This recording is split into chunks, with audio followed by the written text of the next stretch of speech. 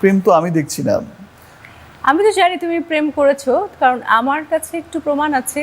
আমি সত্যি সত্যি ওখানেই সেটেল হতে চেয়েছি, বাট কেন হলো না আমি এটা? আমি এই ব্যাপারটা না, আমি মাঝে মাঝে যখন একা একা বসে থাকি তখন ভাবি যে আসলে আমি যেতে চাইলাম কোথায়, আমি কার সাথে থাকতে চাইলাম, আসলে ভালোবাসলাম কাকে, আর আমি গেলাম কোথায়।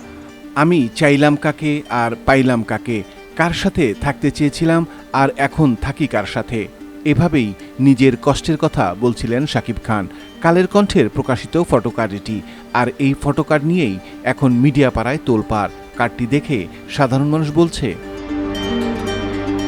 এই যেমন মাসুম হায়দার জয় লিখেছেন, কার্পেট বাঁধালি রে আবার। ওয়াসিম রাজু লিখেছেন, ওদিকে মিষ্টি জান্নাত এখন পোস্ট দিবে, thanks for missing me. M A Salam লিখেছেন, ভাতিজার মন অনেক বড়, তাই তো সেই মনে অনেকের বসতি। ফারজানা পপি লিখেছেন, চাইলাম সেই মেয়েটিকে, ভালোবাসলাম অপুকে, আর গেলাম বুবলির কাছে। আর এবার শুনবো শাকিব খানের সম্পূর্ণ বক্তব্যটি। কাকে ভালোবাসত শাকিব খান, যাকে এখনও সে একা একা বসে বসে ভাবে? শাকিব নিজেই বলেছে, এখনও আমি তার বাসার সামনে দিয়ে যাই। আমি চাই সে যেখানেই থাকুক ভালো থাকুক, সে আমার চেয়ে ভালো কাউকে ডিজার্ভ করে। প্রেম তো আমি দেখছি না। আমি তো জানি তুমি প্রেম করেছো, কারণ আমার কাছে একটু প্রমাণ আছে। যেহেতু একসাথে কাজ করেছি, একজনের সাথে খুব কঠিন প্রেম ছিল তোমার। কঠিন প্রেম ছিল। কঠিন প্রেম ছিল, এবং সে মিডিয়ার বাইরে। ও,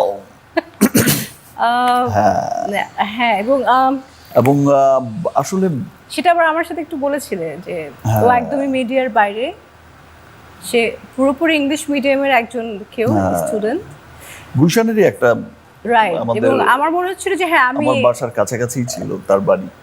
আমি হয়তো বা এখানে ইনভলভ হতে পারি, খুব সুন আমি বিয়ে করতে পারি। আমি বলছি, তাই? এত এবং আমি তাড়াতাড়ি? মনে মনে কিন্তু সিরিয়াসলি আমি তাকেই বিয়ে করতে চেয়েছি। কিন্তু এটা হলো না কেন? এই ব্যাপারটাই আমার কাছে অবাক লাগে, যে আমি আসলে কার এবং সাথে থাকতে চাইলাম। একদিন তুমি আমাকে তার ভয়েস শুনিয়েছিলে যে আচ্ছা, খুব সফট, তোমার মতনই খুব আস্তে কথা বলে, ইংলিশে কথা বলছে, এবং তুমি বলছো তাই তো, ভালো তো, মিডিয়ার বাইরের মেয়ে। সত্যি তাই। হ্যাঁ, ঠিক আছে। এবং তার ফ্যামিলি ভালো, সে দেখতেও ভালো, আমি দেখতেও অনেক দেখেছি, আমি সুন্দরী। চিনি তাকে। হ্যাঁ, চেনো তুমি। দেখতেও এত সুন্দরী, আবার আমাকে ভালোবাসতো খুব। ইনফ্যাক্ট তুমিও আমিও কম ভালোবাসতে ভালোবাসতাম। না। তো তুমি আমি ভেবেছি ওখানে হয়তো বা আচ্ছা সেটেল হচ্ছে, কিন্তু আমি সত্যি সত্যি ওখানেই সেটেল হতে চেয়েছি, বাট কেন হলো না আমি এটা? আমি এই ব্যাপারটা না, আমি মাঝে মাঝে যখন একা একা বসে থাকি তখন ভাবি যে আসলে আমি যেতে চাইলাম কোথায়, আমি কার সাথে থাকতে চাইলাম, আসলে ভালোবাসলাম কাকে, আর আমি গেলাম কোথায়। মানে সে এই খুবই ঘটনাটা সুন্দরী ছিল। কিভাবে আমি ঘটলো? নিজেই তো তখন কমপ্লেক্সে ভোগা শুরু করলাম, ও মাই গড, এ তো নায়িকার চেয়ে কম না। খুব সুন্দরী ছিল। খুবই সুন্দরী ছিল। এবং আচ্ছা ঠিক আছে, আমরাও খুশি হচ্ছিলাম ফাইনালি ও একটা ভালো জায়গা, এবং খুবই ভালো ফ্যামিলি থেকে বিলংস করে, যার কথা হ্যাঁ, আমরা বলছি। এবং আমি মিসও করি তাকে।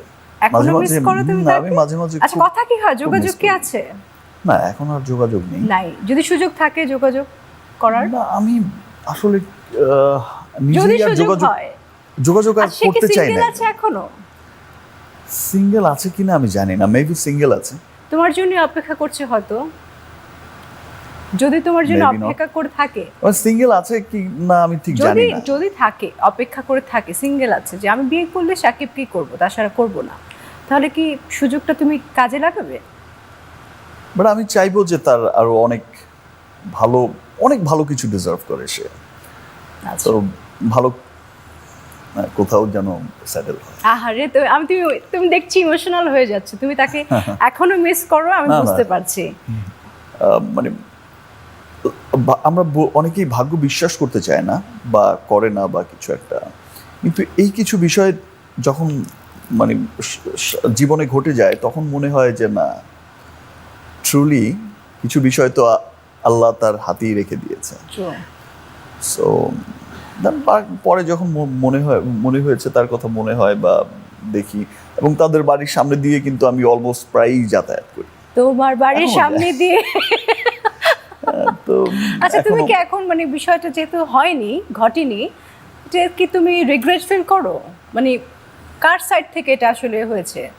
তোমার সাইড থেকে কোনো কিছু হয়েছে যে ব্রেকআপ হয়ে গেল কেন? দেখো, Reason টা কি? বেশি ভালোবাসা থাকলে আমার মনে হয় যে এমনই হয়, ছোট ছোট কিছুতে আমরা খুব অভিমান করি, একজনের উপর খুব রাগ হয়, অভিমান হয়।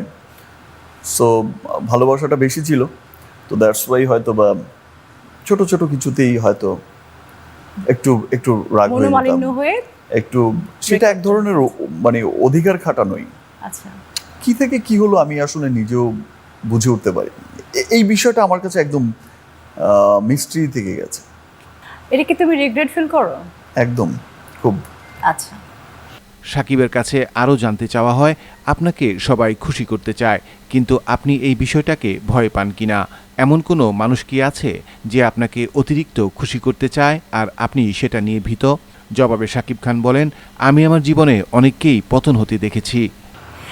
তোমার চারপাশে আশেপাশে সবাই তোমাকে নানানভাবে খুশি করতে চায়, মানে সুপারস্টার মেগাস্টারকে খুশি করাটা, খুশি রাখাটা এটাই স্বাভাবিক। কিন্তু তুমি কি এমন কিছুতে ভয় পাও, মানে আশেপাশে মানুষকে বা কাউকে ভয় পাও যে তারা অতিরিক্ত খুশি করতে চাচ্ছে তোমাকে? দেখো, আমি আমার অনেক বছর ক্যারিয়ার না, কাজ করছি অনেক বছর ধরে, তো আমি লাইফের অনেক আপস অ্যান্ড ডাউন দেখেছি, আমি অনেক উত্থানও দেখেছি ক্যারিয়ারের, আবার আমি ক্যারিয়ার খুব খারাপ সময়ও দেখেছি। তো মানে কাছের মানুষকেই চেঞ্জ হতে দেখেছি। সময়টা যখন খুব খারাপ ছিল বা খারাপ হয়ে গেছে সামহাও, তখন দেখেছি যে কাছের মানুষই চেঞ্জ হয়ে গেছে, চেহারাটা আর কেমন চেনা লাগে না, অচেনা অচেনা চেহারা, বা এই মানুষটার এই বিহেভ বা এরকম আমি কখনো রূপ আমি কখনো তখন দেখিনি, আশাই করনি। আমি কখনো দেখিনি, আমি এটা কী রূপ দেখছি। And আবার যখন ব্যাক করেছি তখন আবার তাদের চেহারা চেঞ্জ হতে দেখেছি। সো এখন আর এগুলো কিছুতে ভয় পাই না।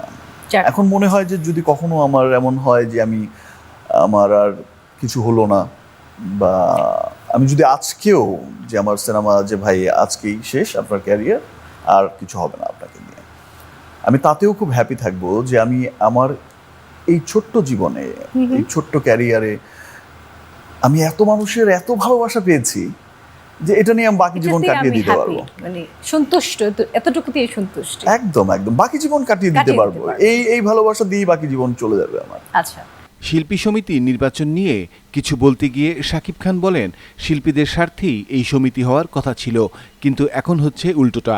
এখন এই সমিতি থেকে শিল্পীদের ব্যান্ড করা হয়।